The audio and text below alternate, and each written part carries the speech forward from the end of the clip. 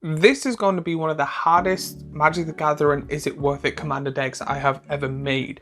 I am a huge fan of squirrels. I absolutely adore them, think they're absolutely the cutest animals on Earth, or one of the cutest animals on Earth. And this deck is completely all about squirrels and a hard focus on squirrels. One of my favorite decks, not my favorite, but one of my favorites, is my Chatterfang deck, which, before I even go through this deck or anything, I am planning on getting my hands on this deck right now and upgrading and completely changing my current squirrel deck. So I might do a deck tech on it and then do a before and after. If you're interested, let me know in the comments down below. But before I go any further, a word from our sponsor. The sponsor of this video is me. I have started an Etsy page where I'm going to try and be selling clothes that I've designed, thought would be funny, thought would be cool, thought would be amazing on people's bodies. So I literally spent maybe a month or two looking at different resources and stuff to come up with the nicest clothes I could possibly find, with the coolest designs that I have done myself, with stuff like playmats, hoodies, t-shirts. I'm going to try and do phone cases. They're harder than I thought, but I do think that it is a really good thing to actually put into. So if you would like to help me out or help the channel out, please go onto my Etsy. It will be linked down below and you'll be able to find very nice clothing and also be supporting the channel. So links down below, and also if there's any other designs, I will be putting on any of my social media, so please follow me there as well. So this is all about squirrel. There's a squirrel themed deck and I squirrel this and squirrel that, and I'm going to absolutely love it. So I am going to be a bit biased. I will say that from the start. So if you don't know, or this is one of the first videos seen, I usually go through the commander, the sub-commander, the context of the deck, give my thoughts and opinions, do everything, and then through the deck itself, give it a rating at the end to then see if, in my opinion, if this deck is worth it or not. The main thing to do this is to, one, people that want to know what's in the deck but don't want to read through all the stuff, helps them. Two, if you're interested in the deck but not sure if you want to buy it, this is a very good indicator of a final kind of thing, a final help decision. Or if you're new to Magic the Gathering and just want to know a few thoughts and opinions or a few changes you can do with the deck, it's there and then in the video. So let's start off with the commander of this cute deck. Hazel of the Root Bloom. For 2 black and a green, get a legendary creature, Squirrel Druid, that is a mythic. Tap, pay 2 life, tap X untap tokens you control, add X mana of any combination of colours. At the beginning of your end step, create a token that's a copy of target token you control. If that token is a squirrel, instead create 2 tokens that are a copy of it, and is a 3/5. This card has not 1, but 2 absolutely amazing abilities. It literally is a mana rock on a stick, absolutely amazing, and plus you're able to get tokens. You're able to get, if at the end of your turn, you're able to get a treasure token for free. You're also able to get 2 squirrel tokens if you pick a squirrel. Now this already goes better with Chatterfang as your commander, because Chatterfang literally goes, cool, you make a squirrel, play this, you get 4 squirrels I think, or you get 3, I'm not sure. But you still get a load of squirrels and they help each other out. Then plus on your next turn, that's 3 mana for free. Absolutely great card overall. One of the best commanders when it comes to squirrel commanders, but also one of the best helping commanders when it comes to squirrel commanders. Now you cannot have a commander without a sub-commander, and the sub-commander of this deck is the Odd Acorn Gang. For 3 black and a green, you get a legendary creature, Skull Warrior, that is a mythic.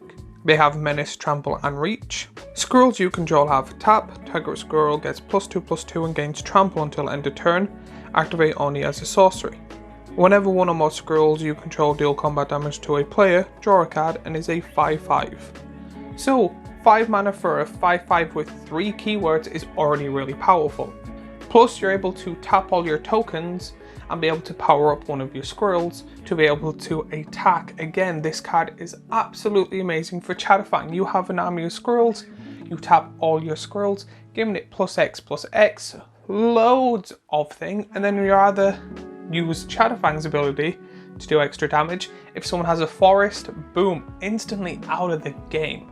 Plus, then because of this, you're able to draw a card, or if you have a large amount of squirrel tokens, you're able to use half of them to power up the other half to attack with a large amount of squirrels and draw a load of cards. Like, what can you not love about this squirrel deck?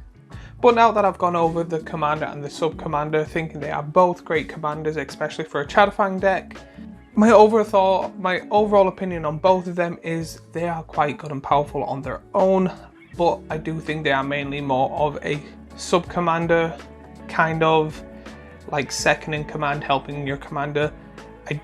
On their own, I do think they're quite good, but they do have their flaws of you need different ways to make tokens, and I think having your commander as the primal thing that makes tokens is better. But now let's go on to the deck itself, starting off with the Planeswalker. In this deck, you get Garruk, Cursed Huntsman. This, in my opinion, is really good for this deck. I do have it currently in my own Chatterfang deck. I do find that this is, in my opinion, the second best Garruk, and I absolutely love him as a giant angry beaver, or badger, I can't really tell. I do find this is the perfect Planeswalker for this deck, and I do find it to be a really good choice. Now let's go on to the creatures of this deck. In this deck there is 30 in total, but you get Chattering Witch, Instatable Fungrove, Moonstone Illusionist, Hazel's Brewmaster, Woe Strider, Orc Slumlord, Scurry of Squirrels, Endray's Forerunners, Arrester of the Endless Web, Deep Forest Hermit, Toski Bearer of Secrets, Chatterfang Squirrel General, Academy Manufacturer, Gilded Goose, and Belados Winterbloom. So I understand when they make this deck there is like kind of not like a budget that they don't want to go over and stuff. I do find a lot of these cards to be kind of meh, but the variations I'm thinking of are way more expensive. So for example, we have the pig that gives everything power up. Again, Crater Hoof is a better version of that, but Crater Hoof is an expensive card. My own other opinion, and this is more on me than the deck itself, is if I wanted to make a squirrel deck, especially for a commander that focuses on giving you a second squirrel if you pick a squirrel, having cards that make other tokens is okay, but I do find that it is a lot of different variations of tokens. You get like spiders, you get rats, you get wolves because of Garruk, and I'm like, in my personal opinion, it's too many ways to make different tokens. Then kind of, I would rather just have loads of different squirrels or squirrel-esque cards that make different squirrels. So that would be one thing. If I was to buy this, if I didn't have a Chatterfang deck and I was to buy this deck, I would be taking out a lot of the cards. Even though they are good for this deck, I would be more focusing on rather having a Voltron commander or making as many squirrels as humanly possible, or a somewhat mix of both. Having one or two cards that make different tokens is fine though. I do think the biggest card of this card that is mainly reason I want to get it is the Academy Manufacturer, but that card is really good and I just don't have one, and since I want this deck, I'm like, that card is going to go really well in this deck. But now let's go on to the spells of this deck, starting off with Saw in Half, Second Harvest, Windgrace's Judgment, Stormyard Massacre, Decree of Pain, Rootcast Apprenticeship, Shamanic Revolution, Cruelties of War, and Maelstrom Pulse. A lot of these are very weird, but also really good at the same time.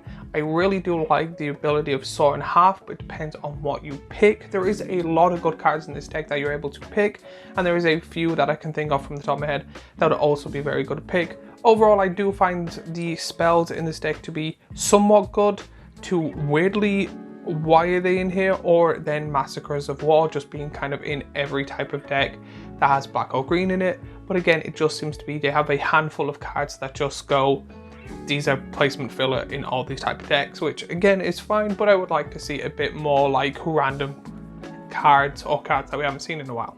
Now on to enchantments. In this deck there is 7 in total, but I will be going through 2, and those 2 are Gordmaster's Talent and Beastmaster Ascension. So I understand why these are here, and I do think they are somewhat good, too good for this deck, but again, it's kind of just one of those things that I do find it weird that they are not perfect for the deck or perfectly assigned for the deck. Again, there is way better versions of Beastmaster Ascension, and I'm pretty sure, and I could be wrong here, it just got the Werewolf Secret Lair. So again, it's one of those cards that I'm like, why are they here? Now let's go on to the artifacts of this deck. When it comes to this deck, there is 9 in total and 4 of them are mana rocks. So the rest are Maxwood Nexus, Chitter Splitter, Idol of Oblivion, Sword of the Speak. Again, these are those type of cards that I'm like, I understand why they're here, they're quite good to alright, but overall I do think that there are better cards. I do think having a Sword of would be good in this deck, especially since there is one in the set. Chitter Splitter is perfect for this deck and I do find that to be a very good card. Now finally onto the lands. When it comes to this deck, there's 38 lands in total, but you get lands just like Temple of Milady, Woodland Cemetery, Necrobloom Snarl, Swarmyard and Twilight Mire. Again, lands are doing a lot better. I do love that we are seeing filter lands more often, and I do think the card selection or the land selection is good, especially with Swarmyard having a 2 scroll commanders. Having this as a card is a very good thing, but I more see that as a enchantment more than a land. But overall, I think this is the best deck out of all 4 of them. I would actually give this an 8.8 in my personal opinion.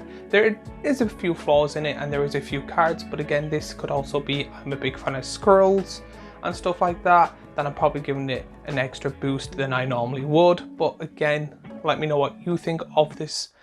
What would you rate it in the comments down below? While you're there, remember to like and subscribe and all of that YouTubey stuff we always ask for.